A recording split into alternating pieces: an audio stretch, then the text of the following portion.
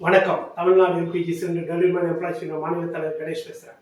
Labour டிபார்ட்மெண்ட்டுக்கும் நீதித்துறைக்கும் ஒரு வேண்டுகோள் வைக்கிறேன். ஐயா, சிலிண்டர் டெலிவரி செய்யும் தொழிலாளர்கள் முதலாளிக்கும் தொழிலாளிக்கும் சில சலசலப்பு பிரச்சனைகள் வந்ததும் தொழிலாளிகள் பணி தர மறுக்கிறார்கள். அந்த தொழிலாளர்கள் உடனடியாக லேபர் டிபார்ட்மெண்ட் போனால் 2A ஃபைல் பண்ணி கேஸ் நடத்துறாங்க. அந்த கேஸில் சமரசம் உண்டாகல அப்படின்னா நீதிமன்றத்துக்கு போகிறாங்க. தொழிலாளர்கள் துறைகளில் நீதிமன்றத்தில் குவிந்து கிடக்கும் கேசுகள் அதிகபட்சமான கேசுகள். அதே மாதிரி தொழிலாளர் துறைக்கு ஒரு விஷயத்தை நான் சுட்டிக்காட்ட விரும்பப்படுகிறேன். ஏசிஎல்ஓ, டிசிஎல்ஓ, எல்ஓ ஆபீசரோ கேஸ் நடத்தினா ஒரு 3 ஈரங்கி பாருங்க, இல்ல 4வது ஈரங்கி அந்த தொழிலாளிக்கு முதலாளிக்கும் தொழிலாளிக்கும் பிரச்சனைகள் வரும் மாத சம்பளத்தை 60லிருந்து 75% ஊதியம் கொடுக்க வேண்டும்.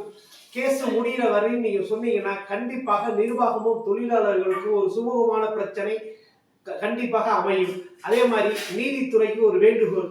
நீதியரசருக்கு நான் பணிவோடு கேட்கிறேன்.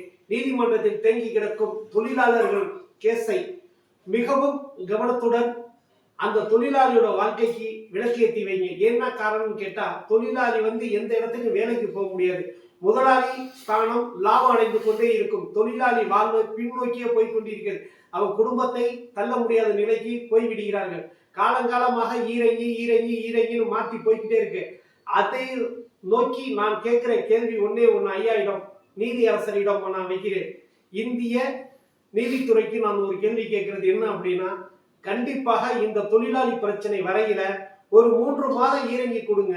3 ஈரங்கி கொடுங்க. 4வது ஈரங்கில இருந்து அந்த தொழிலாளிக்கு ஒரு 60லிருந்து 75% ஊதியம் வழங்க வேண்டும் அப்படின்னு நீங்க ஒரு உத்தரவிட்டீங்கன்னா கண்டிப்பாக நிர்வாகமும் தொழிலாளியும் உங்களிடம் சமரசமா ஆவாங்க. நான் தயவு செய்து கேட்கிறேன், தொழிலாளியோட வாழ்க்கையை இந்திய அரசாங்கம் கொஞ்சம் முன்னிறுத்தி இந்திய துறை நீதித்துறை முன்வர வேண்டும். லேபர் டிபார்ட்மெண்ட்டும் அதே போல ஏசிஎல், டிசிஎல் மிக விரைவில் கேசுகளை முடித்து தொழிலாளர்களோட வாழ்க்கையை அனைத்து பிரைவேட் தொழிலாளர்களுக்கு தான் நான் சிலிண்டர் டெலிவரி செய்யும் தொழிலாளர்களுக்காக நான் சொல்லவில்லை. தொழிலாளி அப்படி என்றால் முக்கியமாக அனைத்து துறையிலும் பணி செய்யும் பிரைவேட் தொழிலாளர்களுக்கு தான் இந்த வேண்டுகோளை நீதிமன்றத்துக்கும் லேபர் துறைக்கும் நான் இதை பணிவோட கேட்டுக்கொள்கிறேன். ஐயா, மிக விரைவில் இதை பற்றி ஆலோசனை செய்வதற்காக இந்த வீடியோ மூலமாக யூடியூப், ஃபேஸ்புக், வாட்ஸ்அப் மூலமாக இந்த தகவலை பரிமாறுகிறேன். ஐயா அவர்கள் இதை பார்த்து மிக விரைவில் தொழிலாளர்களோட வாழ்க்கையை முன்னேற்றுவதற்கு முன்வருவீர்கள் என்று நான் மிக பணிவுடன் கேட்டுக்கொள்கிறேன். நன்றி, வணக்கம். நீதித்துறைக்கும் லேபர் டிபார்ட்மெண்ட்டுக்கும் தொழிலாளர் துறைக்கும் நன்றி, வணக்கம்.